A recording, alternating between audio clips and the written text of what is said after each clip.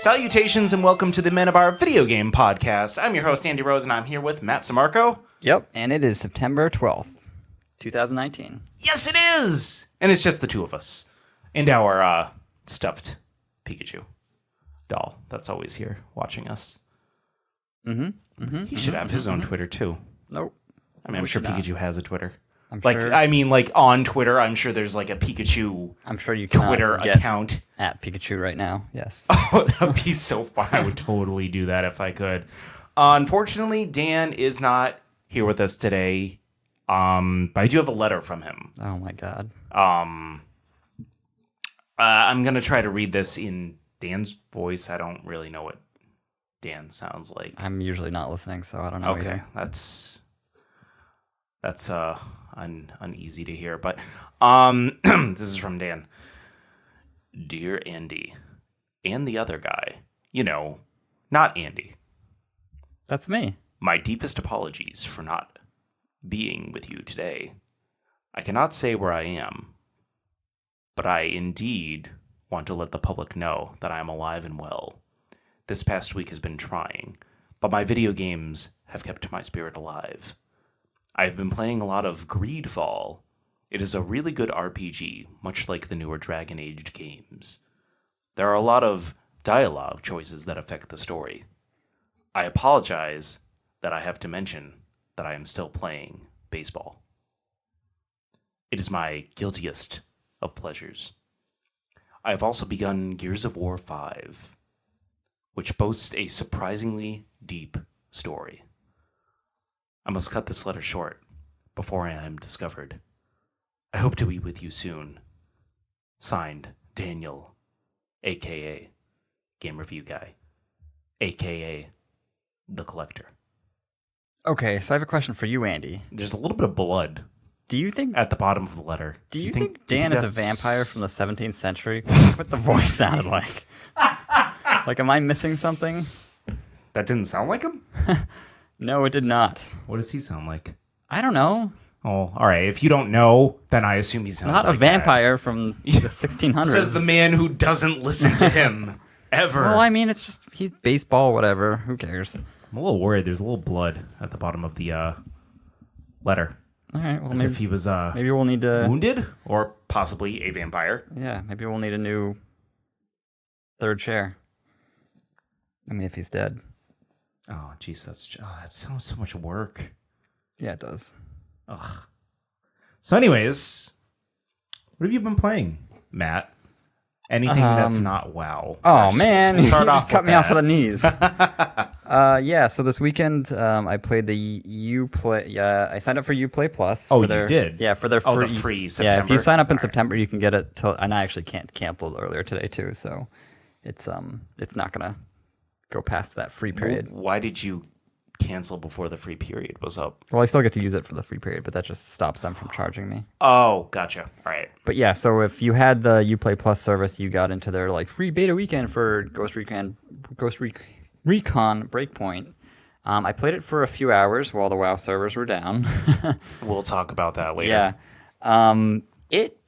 I played in the alpha too, and I was really kind of looking forward to this game. I really enjoyed The Division. I loved Destiny. I love the style of just looter shooters. They're kind of in vogue right now. I love upgrading my stuff, shooting dudes, but I really this game didn't grab me. So you start off like crashing some helicopters in your team, and you got to kind of resituate yourself. In about 30 minutes, you get into this big hub world, like in a cave. It's kind of confusing, and there's like a lot of different NPCs that don't seem to do much. And then you can go out on site. Like the menus are kind of overwhelming with information that doesn't seem super intuitive. Like I don't know what any of it means. Did the last one have a hub world? It did not. Or no. does this hark more Wildlands towards didn't have a hub world. What they're going for with the whole like online only Well, it seems like multiplayer community type thing? Yeah, it seems like all their games are kind of converging. Like it's picking up a lot of things from The Division, like with the hub world and just like all the loot, the getting different gear and upgrading your gear and finding rare stuff. Which is funny because if you asked me, I couldn't tell you what the difference is between the two games, anyways. Yeah, which is kind of disappointing because I loved that in Division, but for some reason I just feel like Ghost Recon is kind of a more serious, like different thing. But they seem to be straying away from that at this point. And so then you can get some main missions to go through. You get some little story context, and then you can do like side missions and stuff. And they have that option just like they did in Assassin's Creed, where you can do guided, or you can do like tell me exactly what to do. And just because I'm like I'm someone that wants to min-max my time and do everything perfectly, I usually go with the guided just because I don't want to fart around forever. But it's almost like boring that way because it's just like, all right, you have to fly to this point on the map, and then you got to fly to this point on the map. Like there's actually kind of interesting. Yeah, but that's like Ubisoft games in a nutshell, though. Yeah, but I've never felt this way before. Like, so if you do it unguided, it actually has some kind of interesting, like, okay, there's this, we're getting this, let's just say this thing, we're getting this message from northeast of this place. It's on a lake by this rock or something. And you can look at the map and you can actually kind of device yourself where it's coming from, which is kind of neat. Oh, so I would kind of suggest. Kind of like WoW Classic. Yeah. So I would kind of suggest doing it unguided if you can, like, help yourself. I know for me, it's just like, I don't think it's challenging, but it's like it does take up more time, which is kind of a bummer. But I think it's definitely worth it.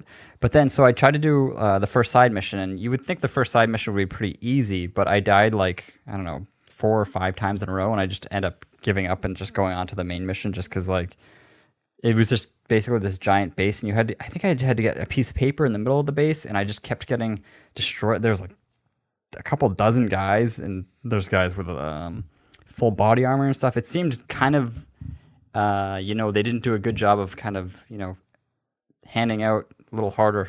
Like it didn't start off easy, which is kind of strange. Like I don't know how it's going to be 40 hours in if it's going to get that much harder if they have raids or anything like that. But it seems like it started off pretty hard, and maybe that's part of that is just because I didn't have any gear yet. But it just seemed kind of punishing for an intro to a game. I think that's probably one of the reasons why they do the alpha and the beta to begin with, is to know, like, how's the progression going at these points? What do we have to kind of it was a little frustrating because I was like trying to get into it and make a little bit of progress, but it was tough. I kept hitting these walls, and then I eventually just kind of, I don't know, I just kind of gave up on it just because, I mean, it's hard to explain in a podcast without like looking at the menus and really showing you, but it's like there's instead of just like, missions, there's main missions, side missions, there's like retrieval missions basically, which are like, oh, hey, here's this item for a weapon that could make it better. Like, I don't know, maybe it'll be a scope or something, or a magazine clip, and it'll give you clues on where to get it. But it's not put together in a way that's, I don't know, just easy to kind of figure out. It's not intuitive, I guess. Did it put you off from getting the game altogether? Yeah, it did. Like before I played the alpha or the beta, and I had the similar issues with the alpha. The only other difference was the alpha was a little bit more buggy. I feel like they cleaned up a lot of that, which was nice. Like I fell through some rocks in the alpha and stuff. But so before I got the alpha, I was like, yeah, I'm definitely gonna get this game. And then when I did the alpha, I was like, maybe I'll see how this goes. And then after I played the beta, I'm like, yeah, I'm probably not going to get this. Maybe if I don't have anything to play at the time, maybe I'll just get the $15 for like the 1 month of Uplay Plus. Like I would kind of recommend that to people that are interested in this game if you have a decent PC. That way, like you don't have to fork out the $60. You can probably get through a lot of entertainment in a month, and then if you don't like it, hey, you can play. Now, do you see Uplay Plus being beneficial in the long haul, or do you think it's not something that you'll do? It's hard to say. At first, I was excited because I assumed they would do the EA thing where they would give you like $100 for a year option, which would be kind of a good deal, but they don't seem to have that. So you're going to be paying $15 a month in perpetuity, which would mean like $180 a year, which is like almost twice as expensive as EA's option. 15 times 10 plus the 30. Yeah, that is $180. That is a lot. Yeah, it's a lot. And I mean, they do make a lot of good games, though, and it is kind of nice. They give you the ultimate edition, so those like $100 editions, you get all those like little bonuses and trinkets, and you get the season passes. So there is some value there. But I mean, if you don't like Ghost Recon, what's the next big game that they're gonna have? It's probably Watch Dogs. Yeah, that's not coming out until I would say January? I think it's March or Is April. it March? But so even March then, is packed. That's another thing where I would be like, you know what, just get it for like that's a single player game. You're probably not going to want to play it for more than a month or two anyway. Just get the month, get the like you're basically getting the $100 version for $15 if you but you can't use it after the first month. So yeah, I know for someone like me that likes to kind of rush through games and kind of get like eat all the content within a few weeks of the game coming out, that's probably like a really good option. I imagine a lot of people that listen to this podcast are kind of similar because if they listen to this podcast, they probably like to play a lot of different games. So yeah, I couldn't imagine me ever getting Uplay Plus. I've only played maybe 2 or 3 Ubisoft games over the past couple of years because I feel like a lot of the Ubisoft games in particular are what I don't like about games nowadays, where I want a lot of different variations, and I feel like a lot of their stuff is copy and paste. it is, yeah. Like It's not I to really say like that their games. those Like, games are bad. yeah, the I open don't world look at style. them and say like, oh wow, that game looks horrible. It's just like They are kind of like manufactured. Like you're not getting anything Yeah. special. It's just like I know what I'm getting into if I buy Yeah, a exactly. Ubisoft game, and at that point, it's like, why am I bothering then? Yeah, and I mean, like I really do enjoy their games. So I've already played the Assassin's Creeds that I want to play. I've already played the first 2 Watch Dogs. So there's really no like, even though there's a big back catalog of games, there's not much. I mean, I don't want to play Splinter Cell or like Prince of Persia for the PS2. Like I'm like God. just like those kind of old Prince games. of Persia, that game was fun. They were fun, but I mean, I just don't have the time right now. Or want to so- pay $15 a month to play an old game. Yeah, exactly. Which Assassin's Creeds have you played? I've only like really played Origins and Odyssey. Oh, really? At one point I was like, you know what, I'm going to play through all the Assassin's Creed games because everyone one loves is them. horrible. And I played through, the first 5 hours of one, and I was like, this sucks. People that like this game suck, and I don't want to hear their opinions Yeah, anymore. so Assassin's Creed 2 specifically is what I like to use as a metaphor for other games. Like when other games have one game where it's like either or it's not that great, and then the second one just knocks it out of the park. I'm like, oh, they pulled an AC2 because Assassin's Creed 2 took everything that I hated about the first one, which again, like you, I only played for like 3 or 4 hours, and I'm like, oh, this is horrible.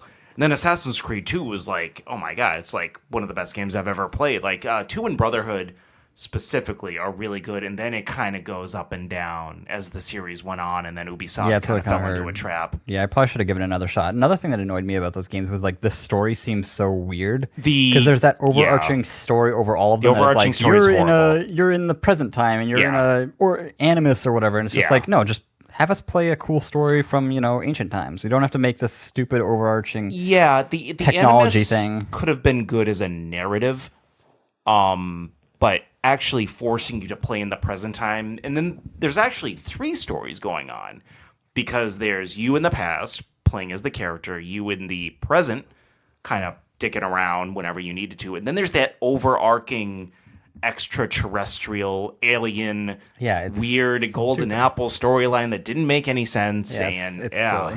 But Assassin's Creed 2, Brotherhood, and from what Dan has told me, Black Flag are the 3 that I would recommend out of that series. And then you can skip right to Origins and Odyssey, which you've already played. I mean, I played those 2 and I loved it, so I feel like that's a good.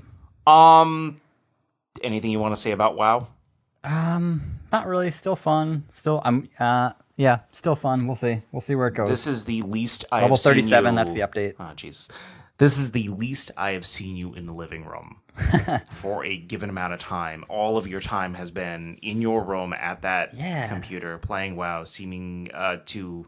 It's daunting. Everyone in my guild is like so much higher level than me already. Just like as much as I play, like there's already level 60s in my guild and like level 50s. It seems like it's really calling back to what you had back then, though, which is what you were trying to get. Yeah, it was fun, like that finding nostalgia groups. trip. Yeah, finding groups, going to dungeons. It's been a lot of fun. How long do you think you'll keep it, or is this going to be a permanent fixture? I can't tell. It could go really any way. Like sometimes I think I should just stop right now. A lot of game releases coming out soon. There's so many games I want to play. So many games I need to play. Yeah.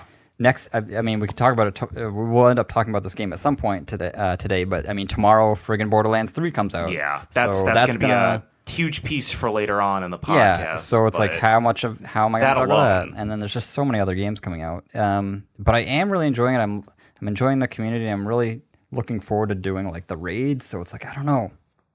I guess I'll just have to see. Play it by ear. I mean, it's the same. It's too much time. Yeah, it is too much time. But if you're enjoying it, it's fine. Me, on the other hand, I did the WoW. I haven't played it nearly as much as you. I'm only level like 11 or 12. I was enjoying what I was playing.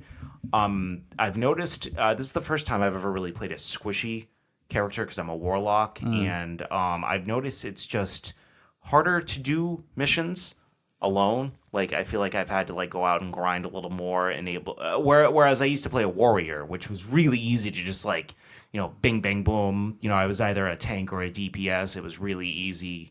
Now, I just feel it's a little different now because I don't have any armor, and I've had to team up with a lot of people in order to do low-level missions, I feel. Yeah, the beginning is tough, like especially the first 15 because you don't really get to I feel like the first really good dungeon you can start doing is it's Wailing Caverns. It's around I don't know, 17 or 18. Yeah. So before then and once you get past the first 10 levels, which are kind of quick, it starts to be kind of like you're just kind of grinding, you're just doing basic quests, which is fun, but you get to a point where you're like, I want to do something else. And then you have all these talents, a lot of them which you can't really use well unless you're with other people. So it is kind of this weird little, not too bad of a stumbling block, but just kind of it seems to get to that next level of fun once you can start getting groups together and doing dungeons around level 20. Yeah, and I'm looking at the September slate alone for me, and I'm like, I don't think this is something I could just keep going. I got my little jab in there, I played WoW Classic, I paid the $15, I had my $15 of fun. Now I'm pretty much done. I'm most likely going to be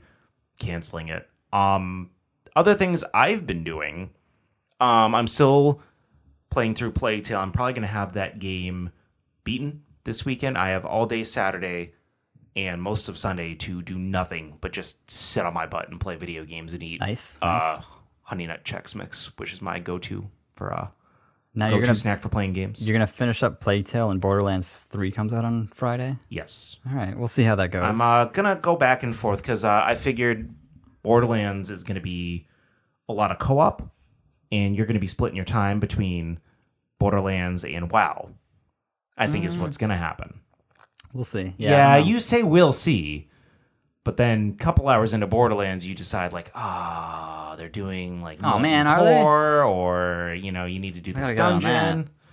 So yeah, Borderlands does come out this Friday. That is probably mostly what I'm going to be playing Saturday. But so yeah, I've been playing more of a Plague's Tale this week. I just found out Control is on its way.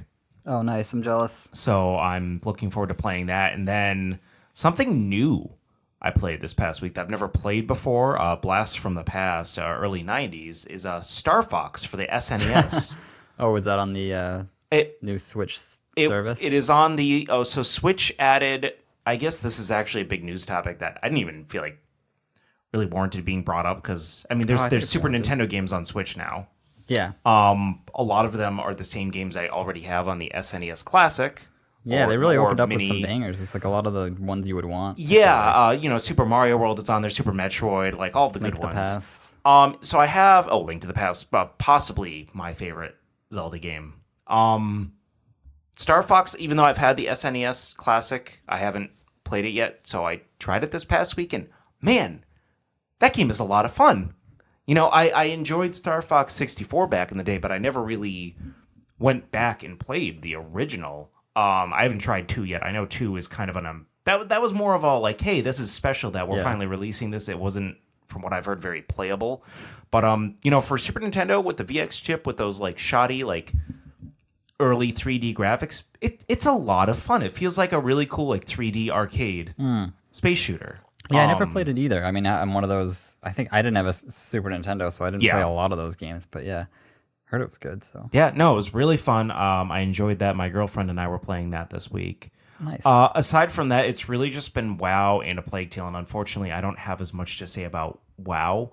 I didn't have as huge. WoW didn't have as huge of an impact on me as it did on Matt. So, I did my normal thing where every couple of years I'll buy it for a month. Even though it's WoW Classic, it still kind of feels like the same as WoW Regular or WoW Retail. Is that what you called it? That's what the losers play. So it's been fine. Unfortunately, another hobby was added into the fray this month that hindered my game playing time, and that was fantasy football season. Jesus. I haven't had as much time, but that's dying down now, and I, pretty much locked down the entire weekend to just play video games, so I'm going to be getting a lot done this weekend. Nice. Moving on to some pretty big news. Sure. There was a new Final Fantasy VII trailer. Yeah. That popped out. And, deep breaths here. All right. Deep breaths, Andy. You got this. This is going to get intense. I'm going to try my hardest to,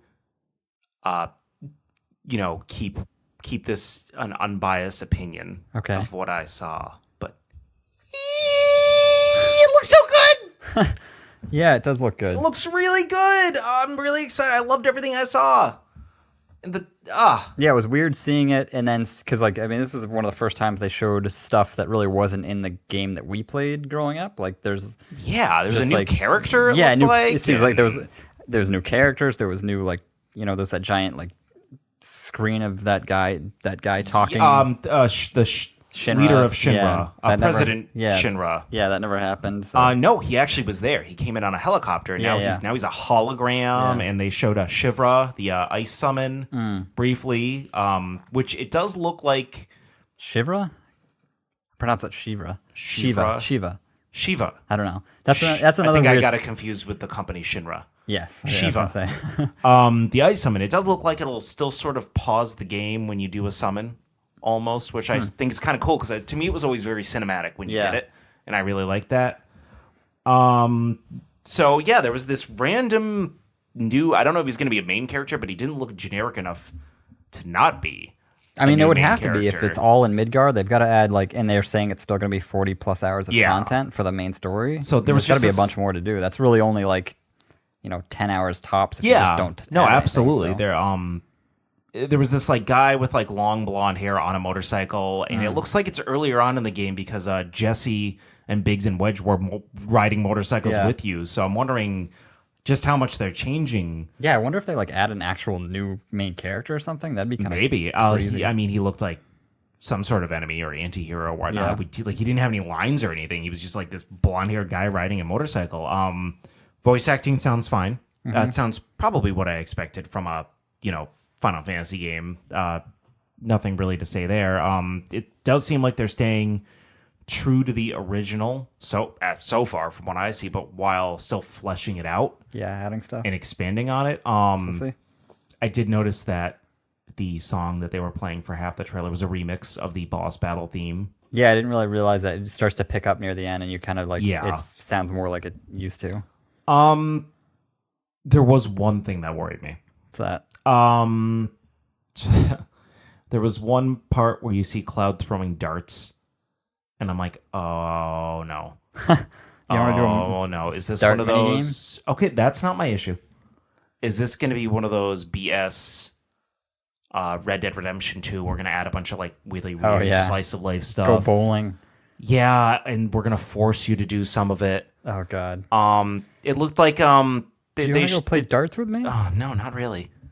Those are fine as options, but I don't want them to say it's a 40-hour game. But it's only 40 hours if you play darts for 3 of them. If you win the dart tournament, that's the only way you can get the Shiva summon. Yeah, but I'm sure that's just a fun mini option game you can choose to do. Maybe it's one of the ways Cloud gets one of his cross-dressing materials this time. Yeah, I was gonna say they showed screenshots of pull-ups and stuff. That's what they saying in that gym. Yeah, to get the wig. Mm-hmm. What do you think about they changed so in Japan Aerith was pronounced Aerith, and then when they ported over to the US they changed it to Aerith, which is kind of how I and most people know of her.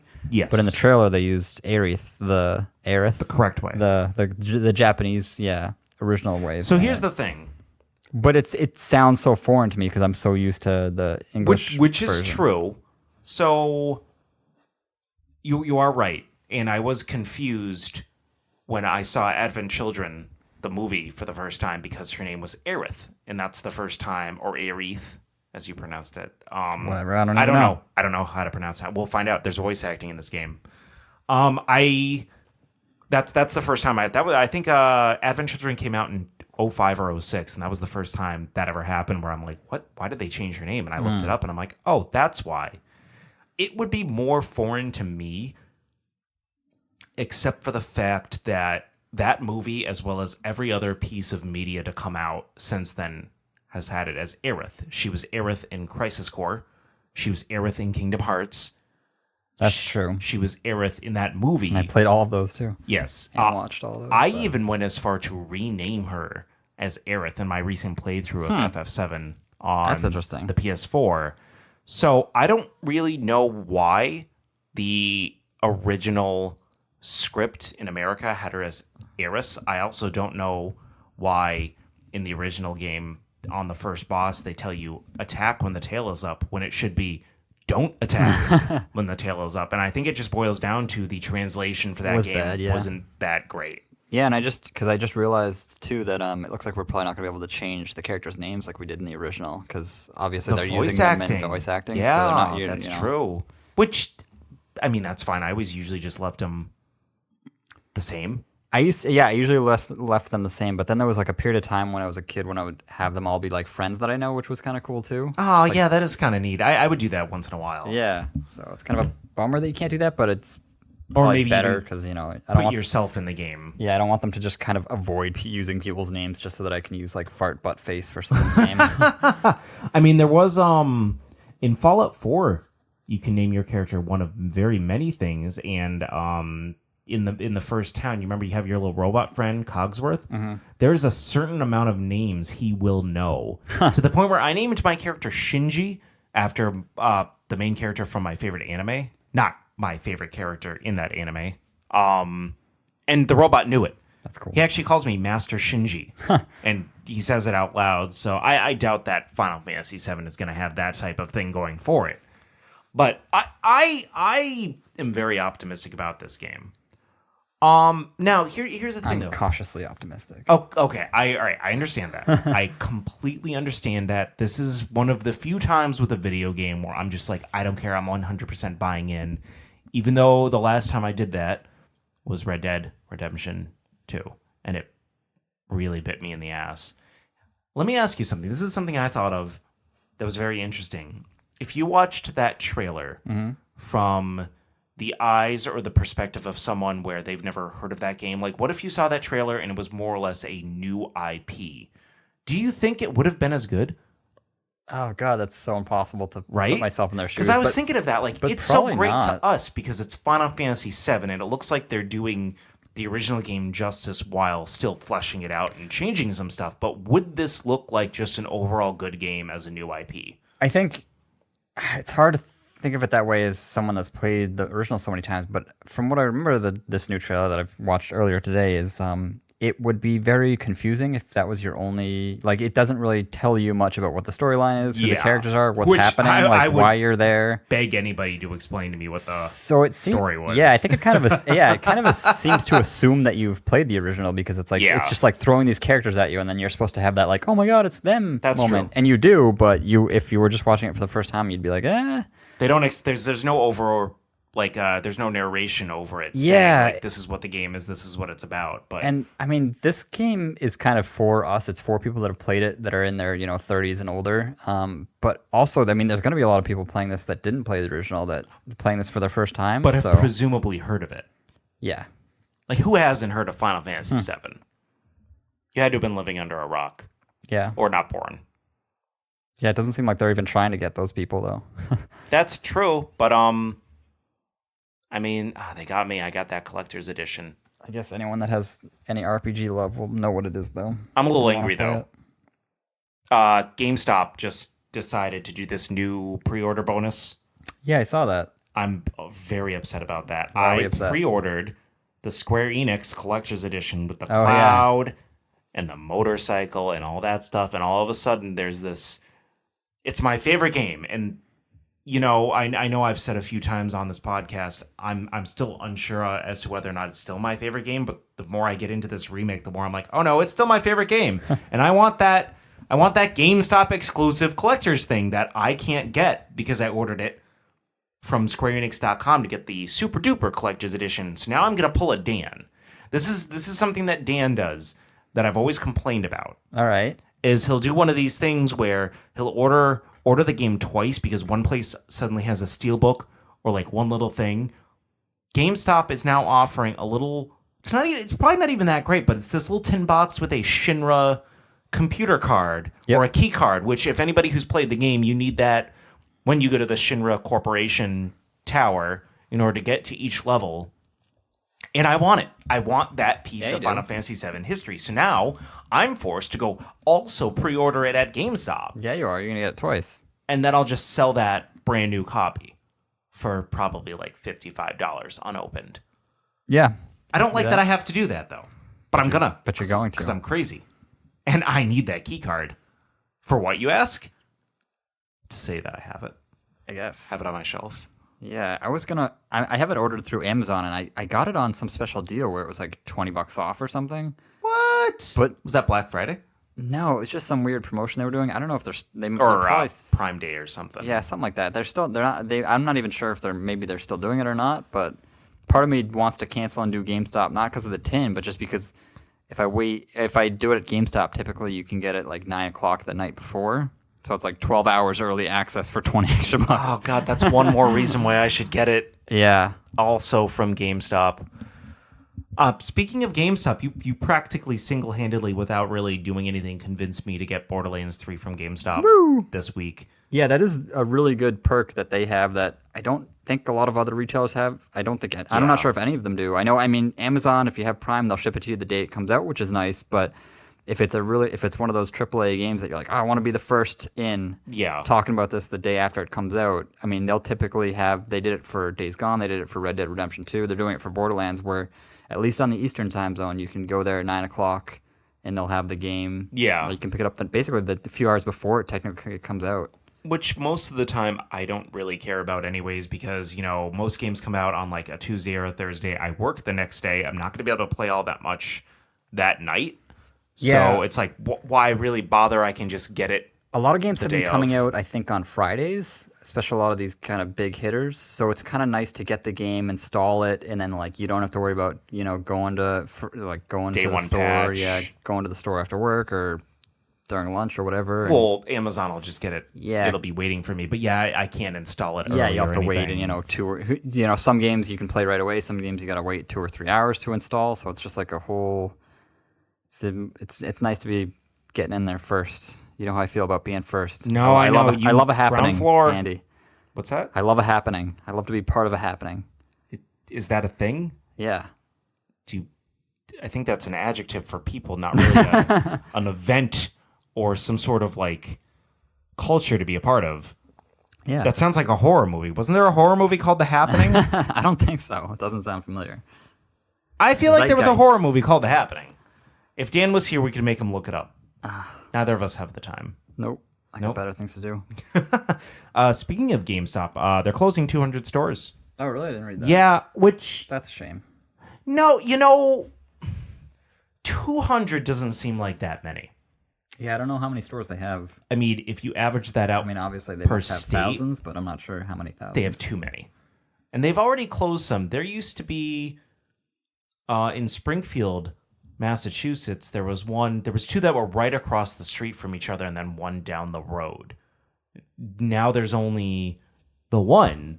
But like, I feel like GameStop was one of those establishments where they bought up all of these other stores. They grew really quickly. They hit that high ceiling, and now they're kind of attempting to dig themselves out of a hole nobody thought they could. But their stock even went up. We talked about this last week. Their stock went up. They remodeled their website. They're trying to remodel their stores. This isn't that high number. It's 200. If you think about that on average, that's 4 stores per state, which I know it's not literally 4 stores per state. But that doesn't seem like all that bad. This seems like more of a let's just cut out those ones that really aren't doing anything, or there's one too close to a proximity to each other. And, because they're not like coffee shops where, like, if there's a Dunkin' Donuts across the street from each other, like, I will probably shop at both of those at any given day. But if there's a GameStop across the store from each other, I'm probably only going to choose one and stick with it, True, yeah. Yeah, I'm kind of bullish on GameStop lately because, they're going to be coming into next year with this new gen console, and that's usually typically when they do better, when they're selling all these consoles and accessories, and all the people getting new games for Christmas. Like, they're not going to want to download them. They're going to get their kids, the new stuff. They want the discs to open on Christmas. So I feel like they just kind of have to make it through these next, 9 months or so, and then they're going to get a big boost from Christmas time when all the new systems come out. So I think they'll be fine, at least for the next couple of years. And then the real question is, like, a couple of years after that, when that generation, everyone's kind of already bought in, if it starts to dwindle, or if they have a new, I'm willing, and see some new stuff. I'm to a bring person people that in. fell off of GameStop for quite a while. You know, Amazon used to offer that pretty cool discount on pre-order games, which they don't even really have anymore. Yeah, bummer. And I don't know, the thought of even though I've been pretty negative on GameStop over the past like 5 or 6 years, that's been kind of a growing concern of mine is just the way they become like always trying to upsell me on something, that the whole credit card thing, and they had phones in there and they turned into like a Newberry Comics at one point. Yeah, it's just weird. They sell like tablets and phones now, and it's just yeah, it's really weird. But it seems like with their new leadership, they're trying to make the strides, and I don't like the thought of brick and mortar stores going away. So I pre-ordered Borderlands 3 from GameStop. I'm going to go there with you. Opening night, like it's a movie, on release night, and we will see how it goes. Because I'm also I'm trying to inject myself back into that whole culture, like, because like some of my best times, you want to be part of happenings. The happening. I remember standing in line waiting for a system or waiting for a game. That is a really awesome feeling. Yeah, to have. Hanging out with a bunch of other super excited nerdy people. Yeah, getting ready to play. So yeah, maybe I will start pre-ordering more from GameStop in the future, and we'll see. I don't like to think about a store going out of business. Like that's not what I want. I guess it's up to me to try to prevent it, or all of us. It's up to you. Specifically me. It's up to them to entice you to prevent it. This is a quick thing that I thought. I don't even really know if interesting is the right word, but it happened. Interesting segue, all right. Masahiro Sakurai? I don't know. Why are you looking at me? I feel like I don't know who you're talking about. say Japanese names way better than I do English ones. Mark Carney. Jesus.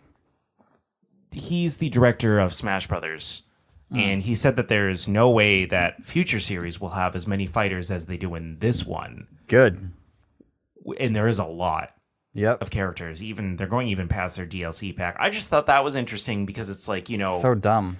There's never whoa. You shouldn't have you should launch with like 12 characters, and then you can get it up to like 20 with expansion if you want. No. You don't need 50, 60, 70 I characters. loved that I had all those characters without paying any extra money, and I also got to unlock them. All right. I don't think you know Smash Brothers very well.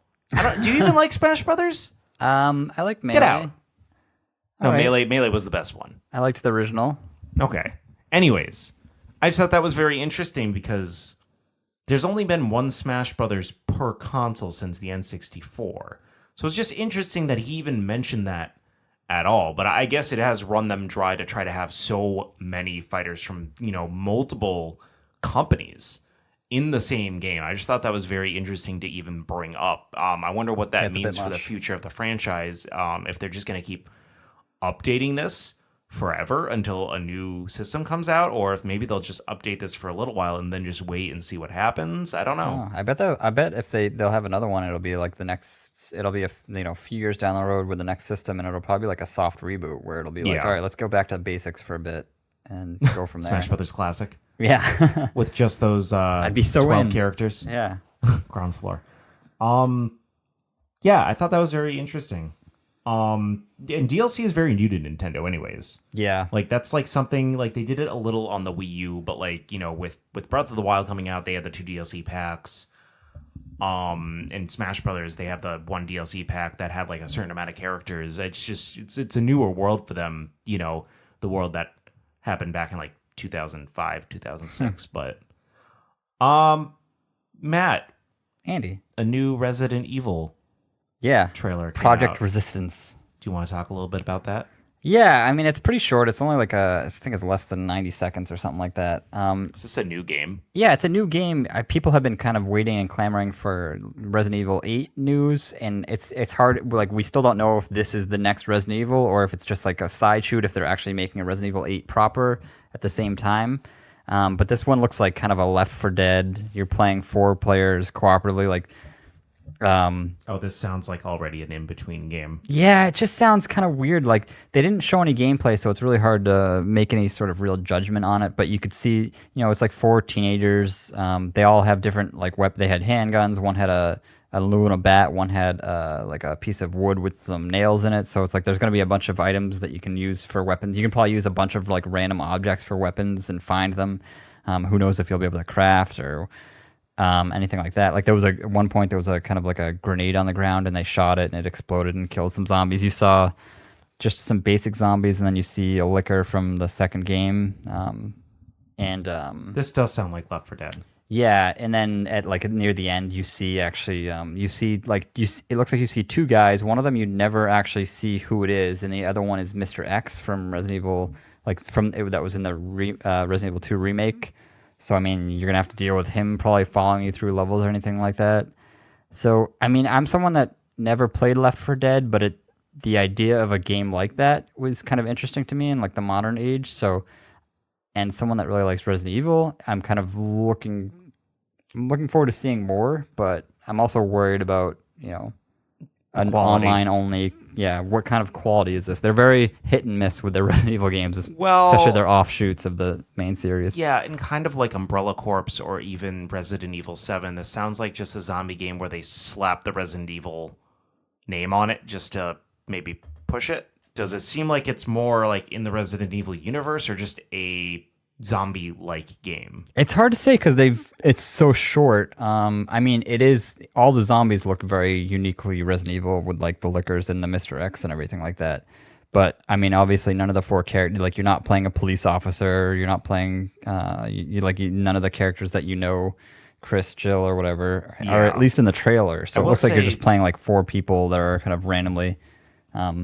And maybe, it has Mr. X, so maybe it takes place during Resident Evil 2. We'll have to kind of wait and see more, I guess. I mean, Left 4 Dead 2 was really good. Dana and I actually played that recently. Left 4 Dead 1 I didn't like. It was just a little too chaotic and wavy. Left 4 Dead the original was like that, and then Left 4 Dead 2 kind of cleaned it up a little bit. It was a lot of fun. Very, very much co-op fun. Yeah, I don't know. This doesn't sound like something I'm going to be chewing. Online only multiplayer Resident Evil game that's probably not with Capcom's full effort put into it, which is unfortunate because most of the stuff they've put out as of late, like 2018 into 19. Well, why do you say that for them. With so little information already? You're saying that you don't think it's going to be it's just full a effort feeling. just because it's not like a main numbered. It's just I'm just judging it based on past events. I'm basically judging it based on Umbrella Corps. Okay. Yeah, they've had some not great Resident Evil offshoots, especially the multiplayer ones. But Capcom as a whole has been hitting it out of the park for better part of a year and a half now. With both, there's Monster Hunter, the Resident Evil remake. Resident Evil 7 was, even though it wasn't a Resident Evil game, it was still really good. So yeah, I guess we'll see. I'm holding judgment. That's just my my feeling. Yeah, I just feel like those games it's so hard to do a game like that, right? Where you feel like your progression is fun, but it's not like monotonous. And, will I be able to play with you if you play more than me or vice versa? Like, it's just so hard to really, get games to that Friday the 13th thread came that out. needle. I got that on one of the free months. That game is not made very well. It's pretty horrible, but it's still fun. So, Yeah. if they come out with a Resident Evil game like this and it's only like $5 or maybe a free to play, I wonder maybe if I'll still have fun with it, Yeah, I wonder if it'll be like random maps and missions, or if it's like actually a storyline where you kind of go from the first mission to the second to the last boss. I don't know. Yeah. It'd be interesting to see what they do with it. So I wanted to take, I forgot to do this on our last show, but I wanted to go over the games that are releasing in September. Ooh. Some of which... You're going to make WoW so much harder for me. Oh, yeah. Some of which have already released, and a couple of which we've already even talked about releasing. But here I go. This is in chronological order of release date. Boom. Catherine, Full Body. Final Fantasy VIII Remastered. Warsaw. River City Girls. Creature in the Creature in the Well. Monster Hunter World Iceborne, Gears 5, Greedfall, Borderlands 3, Damien Ex Machina, AI, the Somnium Files. That's all one term. AI, the Somnium Files. Groundhog Day, Like Father, Like Son, which is a VR game. Oh man, I should check that out. I remember hearing about that like a year ago. Sayonara Wild Hearts, Ni no Kuni, Wrath of the White Witch Remastered, Reign of Reflections, PC only, The Legend of Zelda Link's Awakening, The Sojourn. I don't know how to pronounce that word. Sojourn. The Sojourn? The Sojourn? Game of Thrones, Beyond the Wall. It's an iOS game. Android, phone game. Maybe on your radar, Matt. Contra, Rogue Corps. The Surge 2. Mario Kart Tour. Comes out at the end of the month. That's a mobile phone That's game. the phone game. Code Vein. Dragon Quest 11. And these 3 games are peppered somewhere throughout the month. Dragon Quest 11 for Switch? Yes. Okay. Yeah, because it's already out on... Yeah, Dragon Quest 11 Switch version. Sorry. And then there's 3 sports games coming out throughout the month. FIFA 20, NBA 2K, NHL, NBA 2K, which is getting just so much hate and flack. FIFA 20, which is one of the most popular games worldwide. And then there's the NHL game that I know one person who buys every year. So... Anything aside from Borderlands 3 Borderlands 3 stand out to you? A Link to the Past I'm really interested in. Yeah, I want to play that. Control you already mentioned. I mean, we've already been... I didn't say Control. You didn't say Control? Control was last month. Oh, huh. That was another one you mentioned. Just have it on the brain. I mentioned it in game. I'm getting it this week. Yeah, It's being shipped to me through Gamefly. You said Surge 2. I played this, so the Surge was like a free PlayStation game a few months back, and I played it and I just couldn't get into it because it's kind of that like Dead Souls type game. Yeah. So, I mean, that'd be cool for people that like it. And Yeah. I remember hearing about the stupid Groundhog Day sequel game. Is that actually like a sequel to the movie? Yeah, it's supposed to be like a canonical sequel to the movie. Like I think you're his son or something. Oh, that actually sounds... That was a... So I kind of want to Good watch like a movie. YouTube trailer to see what they actually ended up doing with it. Yeah. I just checked it. It looks like it's gonna be $30 when it comes out. Yeah, I looked up a little bit about each one of those games. Like Gears 5, I'm sure if Gears we 5. had an Xbox, we would care. So Yeah. that's something, Dan's playing that now. He'll probably have some more to say about that next week. Yeah. It's supposed to be good. I've heard good things about it. I've heard it's it's another Gears game. It's great. It's good. It's not great. Link's Awakening, I'm very torn on, though. Like, not torn, like I'm not excited. I'm very uber excited for it. The art style looks adorable, which is my favorite word to use in describing games. And, I'm getting it shipped from Ireland because I got the, European special edition Steelbook, as I've mentioned, but I want to play the original first. So I'm torn. Do you have the original? I do. I have it, a port of it on the 3DS. You should. You should at least play a couple hours just to see what it's like. I don't know. I need to get back on the Zelda train, playing through the games It probably wouldn't be worth. chronologically. Yeah, it probably wouldn't be worth playing the whole thing if you're just going to play the new one in a couple weeks. I might have to, though. When in this magical, you have 100 hours a day to play, are you going to do this?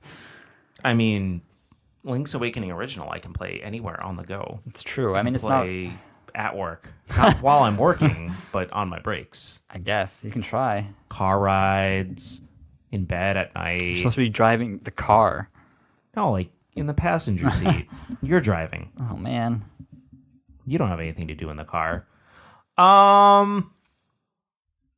Yeah, so Link's Awakening and Borderlands 3 were the 2 that I know I'm getting automatically. Yeah, maybe I'll get that FF8 remake if they have a sale at some point. I'm just not. Yeah, I'm waiting for that to be on sale. I know eventually there's going to be either a Square Enix or a PlayStation sale where that's like $5 or something like that. I wasn't planning on trying Mario Kart Tour.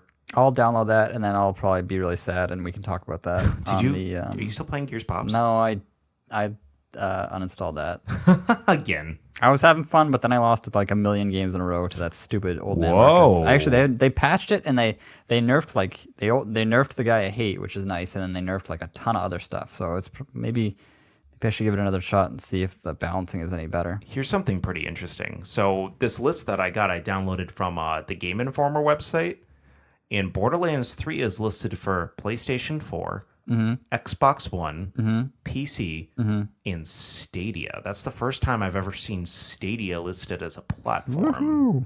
And it'll probably be the last. Yeah, I don't know anybody who's getting that. So before we move on to our discussion topic, I want to do a new segment on the show. That's right, Indie Surprise Segments new segment everywhere. time. You love those. Yep. Sometimes. Admit Yes. it, you loved Jeopardy. That was fun. That was a lot of fun. I liked that I beat Dan. You didn't just beat Dan. I destroyed Dan. You annihilated I Dan. beat Dan so much that he's six weeks later. Just like months later, decides Hitting like him. just remembers it and decides not to come in. So we're gonna do a new segment on the show here called Game Spotlight, where we take the time to look at a game that maybe not a lot of people have on their radar. And today I chose to do Creature in the Well, available for Xbox, PC, and Switch.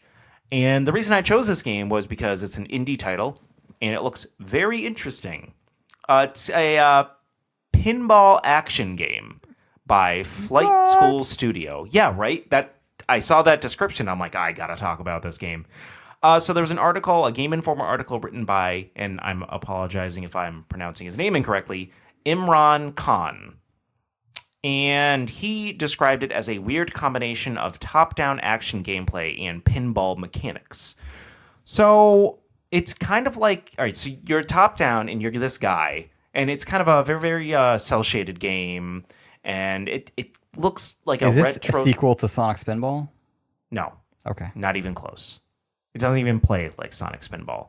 So you're this top-down, and you don't play pinball. You move around a character. And he has a sword, and you're going kind of between these dungeons, and you're solving puzzles in these dungeons, but you're bouncing light and the such with your sword off of different areas to try to like solve puzzles and open up new areas and such. And it premiered at GDC this past year, and I guess a lot of people loved the look of it. I'm actually going to post the Game Informer article as well as a YouTube video of the Switch trailer in the description of the podcast today for anybody who wants to go check it out. It's actually on my radar. This looks like a nice Switch title to get. Yeah, looks cool. Looks like it'd be nice to carry around. Like a nice, like I Play like to 5 say, minutes here or like there. a palate cleanser game to play on your way to bed. But it looks very interesting. You know how I am for puzzle games, and then you're combining kind of a retro action style with the puzzle game as well as pinball. Pinball rules. Yeah. Can I just say this? Pinball, underrated. Yes. I feel like not enough people talk about pinball and the pinball-like games. More pinball machines in loved this world. Sonic Spinball. Do you know what else I loved? That pinball game that came free with Windows XP. Did you ever play that? The space one? I would That was spend hours playing that game. Did you ever play the Game Boy Pokemon pinball? I loved that. Yes, I played loved so much of Pokemon that. pinball. I remember. There was 2 maps, but like the blue one was really good, and the red 3. ones. There was there was 3. Yeah, there was the first one, the water one, and then a third I one. remember one of them was really good, and it was like the only one I ever played. Yes. Forget which Maybe one there it was 2. I remember the exact time and moment where I saw Mewtwo for the first time and caught him.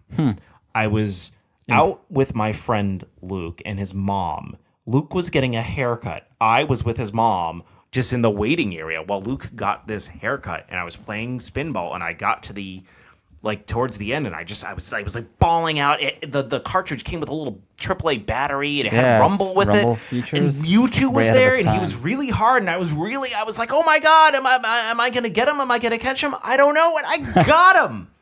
And I completed my Pokedex. It's good. It's good. Oh my god. I want to break out that game now. Yeah. I'm going to play some Pokemon Pinball this week. Do it up. I loved that game. That game was so much fun. Ugh. I mean, Pokemon is great on its own, but adding pinball into the mix, Sonic was good on its own. Adding pinball into the mix, Sonic Spinball was such a great fun. game. It got a lot of. I feel like it got a lot of flack. Like it's got like a low frame rate, and it gets difficult near the end. Like it was confusing. Not near the end. It was difficult from the beginning. I thought. It was. I mean, it was a difficult game, but like you play the first few levels over and over, and you kind of get good at them. But the end, it gets like it's almost too open up. Yeah, it's crazy. I want to give that another shot with the some point soon. I don't know if that's. I don't think it's on the Sega. Is that on the Genesis? I thought it was going to be on the new Sega Genesis Mini. We've talked about it so many times. You'd think we would just have that memorized. I do have it for the GameCube though, because I have the Sonic Mega Collection for the GameCube. Nice. Yeah. So I do have it on there. I don't have it on any other available medium though.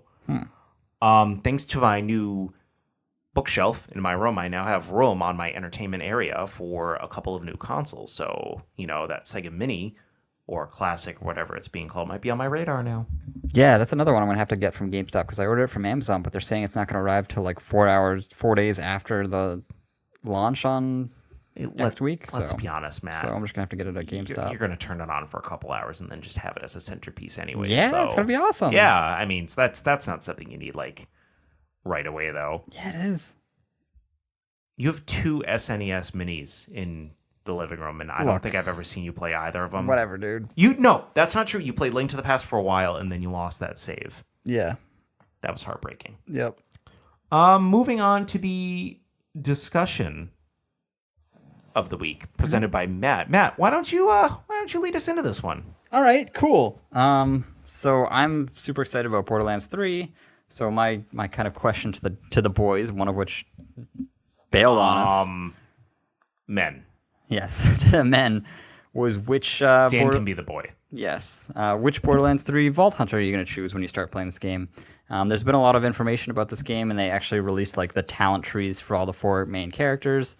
They seem pretty different, and just like I was so excited for this game that I was like, I want to figure out which guy I'm going to choose. So I went through and I did the talent trees for all the different characters and looked at them, looked at all the special abilities, and I decided to go with Zane. Zane is the... Oh, thank God you didn't choose mine. Really? Yeah, at first I was like, you know what, there's 2 that people are going to choose, Zane or Flak, the robot guy, and then there's like 2 others. But then Siren and what's the 4th? Amara and Mose. Amara is the Siren, and then Mose is the like tank girl. Yes. But then once I was kind of learning more about them, there was points like all throughout this week where I was like, oh, no, I'm going to choose this person. I'm going to choose that person. So I kind of went back and forth a lot, which is probably a good sign, especially for replayability. If I want to play it again, I don't have to stick with the same character. So the reason I chose Zane is just because he has fun abilities. So for one, he has a turret, which you can like fly around and kind of help you out. And then you have another one that is that he has like an auto decoy that he can kind of throw on the map wherever he is, and the enemy will start shooting at that, and the decoy will actually do damage, and you can get like different upgrades that'll let you switch places with the decoy and have it explode and do more damage. So I just like much better than Mirage from Apex. Yeah, it looks like there's a lot of ways that you can kind of get yourselves out of sticky situations, especially if you're playing single player. I feel like I'm probably going to be playing mostly single player. So it'll be nice to be able to have like a turret to help me out, or like a Mirage to kind of get myself out of a sticky situation. There's his third ability. Now I should say first, if people aren't super watching this game like me, most of the characters have 3 kind of unique abilities that they can choose from. It's kind of like each one has a talent. Yeah, and then they all have trees that kind of, some of the talents are associated with that skill. Some of them are just like, you get better reload speed. So some of them aren't quite, so it's not all just for the talent itself. The third one is like a barrier. It's like a giant shield that you can shoot through, but the enemies can't shoot you. Which seems actually pretty useful, but it's probably the one I will use the least, just because it doesn't sound as fun as the other two. No, that seems more like if you're in a group, it's more of a support. Exactly. That'd probably whereas be better. Zane's other abilities seem a lot more like, you're like the kind of the rogue character. Yeah, he kind of feels like a friggin' I can't even remember the guy from Star Wars. Not Luke, his friend. Han? Yes, he feels like kind of like a Han Solo. Did you just take that long to think of Han Solo? You even like moved your arms back and forth as if I'm supposed to know what that means. He just like... Well, he feels like a kind of a renegade, like do it himself kind of cool guy. He's got like an Irish accent. It sounds like something like Scottish, something like that. So that's kind of cool too. He had his own movie. All right, we're moving on from that. But yeah, he just seems kind of cool. He's the only like male character that you can play as too, which is as a male. Usually when I play these games, I like to pick the person that looks the most like me. When I'm like creating a character, I'll try to make myself. So it's just kind of cool that being a brown-haired, average-looking white man, I gave up on that a long time ago. Well, usually it means you can find someone that kind of fits into your role. I feel like there's usually a basic-looking dude that fits. But Borderlands is a lot different because all the characters have like you. It's not like you're making your own character there. They're all already very unique and fleshed out. They have their own backstories and everything like that. So it's a lot different with this than like something like Fallout, where you can make someone who looks exactly like you. Yeah. So, Andy, who are you going to choose? Yes. Flake? Is there a character named Flake? I keep saying that. I'm like, is that right? His name's Flack. Okay, Flack. Okay. And he is who I chose. Okay. So it's like, that can't be right, but I remember looking it up. All right. So first of all, before I explain why I chose Flack, I want to say that that sounds better than Flake. Really, yes, and it's spelled FL4K. Yeah, doing like a little leet there.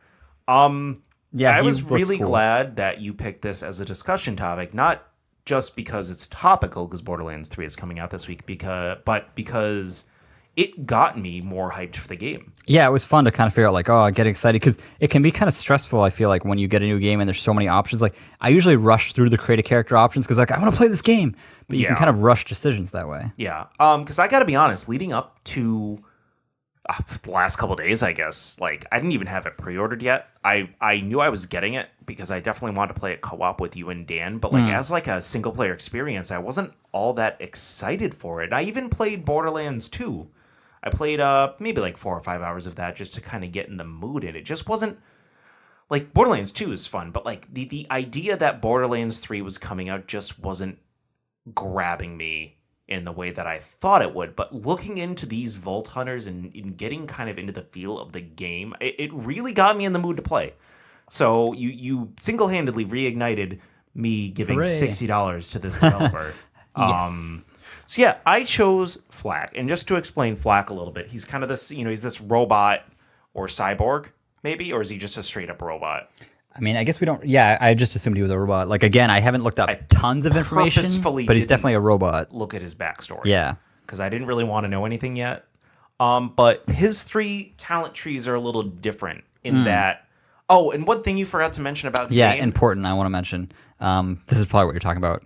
He's the unique character that can use equip 2 abilities at a time. So normally you have to choose between these 3.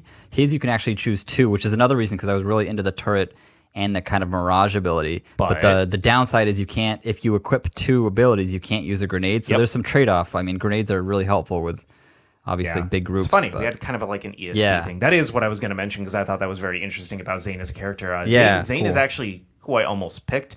And all right, so here's the thing. The other 2 characters seemed interesting. One of them, the Siren, seemed a little more like just kind of like, I'm a tanky character. I have a lot of fists, and she seemed really cool. She seemed very powerful, especially if you're into melee powerful, or something. Very tanky. But I'm like, I always choose a tanky character. I want something a little different. When I did Borderlands 2, I think the first time I just picked like I think the soldier or kind of like that's what I chose, like the one with a little shield. Second time I went with the sniper guy who could, I forget his abilities. He was like a ninja sniper almost, but he was really cool. And same thing with WoW, where I was just trying to go with something different than I normally do because I almost always default to like a DPS tanky warrior type character. So Flack, for his 3 talent trees, it's a little unique for him because he can pick a kind of a pet early on. And forgive me if I am mispronouncing the names of these 3 pets you can choose from. There's the Jabba, the Spider Ant, and the Skag. And each one is your talent tree. And you have to pick one to kind of go with. But then, regardless of which one you pick, you can still put your points into the other trees. And I'm not sure if that's going to be one of those things where like you can kind of do this cool like mismatching thing where like, oh, I have Skag, but I'm like, putting all my points into the talent tree of Jabba, and I don't know if that's going to give me something. Yeah, I assume that'll work. I'm not sure how the synergy will work. It seems counterproductive though. Yeah, and there's also a question of like because once you beat the game, you unlock the true Vault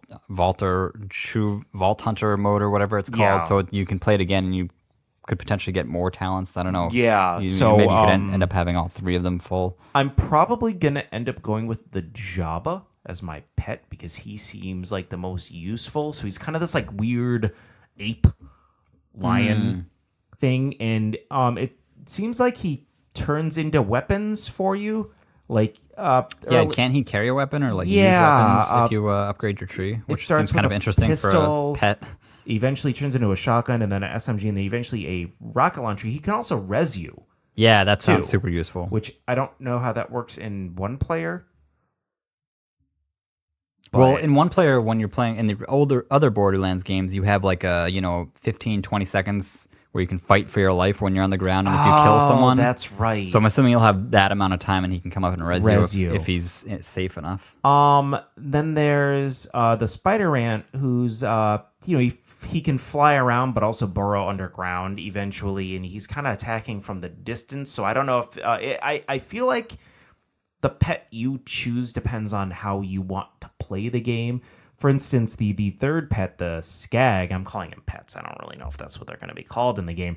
The Skag can teleport, and he can teleport, like he can go off on his own, but then you can like summon him almost, and when you summon him and he teleports into the fray, he does radiant damage all around him. He's very much more a melee type character. So it's weird because it sounds to me like you can kind of play Flak in 3 different ways, but I don't know if maybe Flak himself plays better in a certain way where one of those animals might be better than the other, but it almost seems like you choose the way you want to play with them. Yeah. And I thought that was very interesting. Yeah, I wonder how respecking will work if like you want to change it up, if you can go somewhere and buy like a reset on all your talents. I think nice. You have to stick with, from what I was looking up, you have to stick with the pet you chose, but then you can kind of respect the talent trees, which again, I'm very interested to see if you can kind of mismatch the talent trees with the different, pet, spirit animal, whatever you choose. So that's going to be very interesting. So yeah, he's the most interesting character. And second on my choice was Zane. He seemed really cool. Yeah, they all seem kind of cool. The other one that we didn't mention was Mose. She's the one that she can like get in a giant mech suit and kind of shoot around. Some of her talent points are like, you can do more damage. So she seems like she's really powerful. I really want to pick her though. Yeah. I mean, I love robots. Yeah, I went through Mech girls. Diva was my girl in Overwatch. I didn't like the idea of her ultimate being like a mech because I think it has a longer cooldown than the other ultimates. But it's so cool. But then you're not really, I don't know, you're not doing the Borderlands thing. You're playing a mech game. No, I know. But so it just feels like it's too different. And then like there's a lot of places where you're kind of up high, and I would imagine maneuvering with a mech might be a little like you could fall down or something like that. So that was a little off. And you can still, pick up and use any guns in the game, really. So any of the character can. They shouldn't play like it's still the same game. You shouldn't play as what was the girl with the fist? What was her name? Amara. You shouldn't play her with like sniper rifles because that defeats the purpose, because a lot of her abilities are like very up close and like melee attacks. So like you kind of have to choose the weapons that are best for whatever character. Flak seems like he mostly would be better equipped with like assault rifles and stuff like that, which is actually usually what I prefer. Yeah, me too. In these types of games. That's one of the other reasons why I picked him. But I'm sure I will actually get around to playing as all 4 characters at some point. I may even choose to.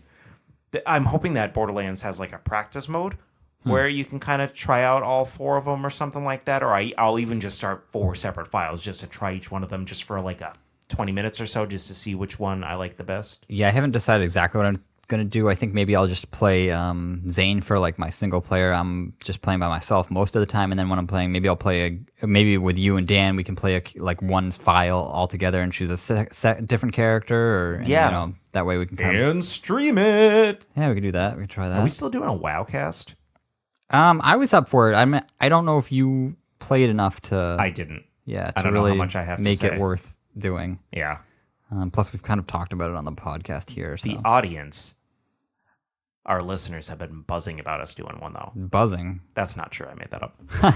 They've said, I'll do one. Absolutely nothing of the like. Yeah, I was really thinking that WoW Classic would be like I'm like really gonna get deep into WoW again. It just didn't happen. It's just so hard. It's so much of a commitment. I can't even to even get to the raids is so much of a commitment. I can't even keep up with my Zelda casts. Yeah. Let alone doing a WoW cast. Mm-hmm. So it's tough. But yeah, Borderlands 3 I'm very excited for. I'm very excited to play this weekend. That's probably what most of my weekend I'm excited is going to be. Like I mentioned earlier, I'm a big fan of looter shooters, but it'll be nice to play a looter shooter that's not asking the next 2.5 years of my life. It's like, it seems like it's a contained, like for a lot of money. Yeah, it seems like I'm going to be able to get legendary items without too much, like it'll be rewarding, but it won't be like I'll have to, play for 6 months and do raids to get them. Like it'll be nice to just play a game for a couple weeks, get like all this sweet loot, and then just stop playing it. It seemingly has like a, actual long or decent and they're single player campaign. They're gonna support it. I think they have like already 4 expansions for the first season pass, so it's not like it's gonna be over. But it'll be nice. Like the super secret. Yeah, they had thing. They have this really stupid, annoying like sales tactic. I say it's super secret, like you're the only one who knows about it. So there's a deluxe version for 80 that gives you a bunch of like cosmetics and like an XP booster, and then for 100 you get that plus you get the season pass, which is the 4 DLCs. And from what I remember, the DLCs that they've done in the past for the games are actually pretty good and pretty substantial. But the thing is, it's actually after a certain amount of time, maybe it's a week or so after the game comes out, they're going to raise the price of that super deluxe version to $120. So it's like you're getting it at a $20 discount if you buy it right away, which is kind of what pushed me over to the edge. We're like, oh, I'm getting $20 worth extra of content, but it's really I'm just like Division 2. I'm not going to play any of these. Plus. Yeah, I'm not going to play any of these stupid expansions. And then I'm going to be mad at myself a year from now. I bought the $100 Division 2 thing, and I never played any of the expansions. I gave up on it, or I stopped. I had fun with it, but I stopped playing. How many years of Disney Plus did you? I got 3 years of Disney Plus. That's because they had another. I like to be part of a happening, Andy. Okay. They had a deal where they were like, # the happening. Yeah, they had a deal where they were like, all right, you can get. It's basically buy 2 years, get one free. It's like it's less than $4 a month. If you bought it during this like tiny window that they had. So I got all excited. And I mean, back when I thought Bethesda was a respectable developer, they had the Fallout 3 season pass for, I believe it was either $20 to, I think it was $20. And then they announced it was going up in price, but they said like, hey, it's not going up in price for a month. So you can get it now for this price, or it'll go up in price a month from now and it'll be that price for the rest of the time. And I decided to get in on the ground. I decided to be part of the happening. Yep. And get the game pass, which I don't normally do because they're usually a crock of shit. Yep. But they are. There was a lot of DLC for that game. That was already a huge game. And well, now all we know of Bethesda is Fallout 76, which I just saw like you can pay like $7 for a refrigerator or something. I don't know. I was reading a different article about how like it's still all really bad and like the stuff costs a lot of money. So I don't know. Maybe they'll get their act together eventually. But yeah, Borderlands 3, really excited to play this weekend. Yeah, and I thank you for getting more excited to play it. Yeah, I'm excited too. And looks fun. That's a good shooter. That's about it. Unless you have anything you want to bring to the table. That's it. I'm done. I'm done. Dan, anything from you? How about you? You good? I'm good. I'm great. Sweet. Final Fantasy VII trailer happened. That filled me with so much glee. Yeah. That's all I needed in my life. Just keep sprinkling that in. I get my Link's Awakening amiibo coming in pretty soon to come along with the game. I'm very excited, even though I don't know if I'll be playing it right away because I might shackle myself to playing the original first. Oh, jeez. I don't know. These are the tough decisions in life that I need to make. I don't think you're going to be able to do that once. Maybe I'll just jump in. Maybe I'll just jump right into the new one. Yeah. I don't know. Maybe I'll roll the dice. I don't know. Let fate I think decide. you should play the first like 45 minutes on the Game Boy just to see what it's like, and then see how much you'll be able to see how much it changed from that. That's true. It is good to have a frame of reference going into a new game. But that's about all we have today. Matt, where can people find you? Matt Talks Games on the Twitter. That's it. Dan's not here, but Nope. I will let you know that you can find him at Game Review Guy on Twitter. And you can find me at Highly and Andy on Twitter. Also, hopefully soon you can find another episode of Link Between Zeldas. We'll see. I think I might stop promising that every Probably a week good on the idea. show and not live up to it. I really want to get back to doing that on more of a weekly schedule. Just the time has not been in my favor lately. There's just been too many games to play, too many other things to do. Fall is here. I'm going to be like apple picking and like going out and enjoying that season, my favorite season, doing all these Halloween-y stuff. And remember, you can find the podcast on Twitter at Manabar Podcast or on the Instagrams on the Manabar Podcast. Yep. On Instagram. And if you want to submit any discussion topics or just send us a fan mail, you can reach us at manabarpodcast@gmail.com. You can also feel free to leave us a review on, I believe, only Stitcher and iTunes or whatever Apple is using as their podcast medium. Apple Podcasts, I think it's just called now. Who knows what they're doing? But, we love to hear from you on what you would like us to do more of or less of. You'll notice that I don't do any more Pikachu sound effects because a few people mentioned how much they hated them. Although 2 people also mentioned how much they love them. Well, So a little bit of a battle going on there. Feel free to also find us on YouTube if that's your medium of choice at, just search the Manabar Video Game Podcast on YouTube. You can also comment, subscribe there. And that's about it. So, this is the Trophy Hunter and the Bargain Bin Gamer logging off.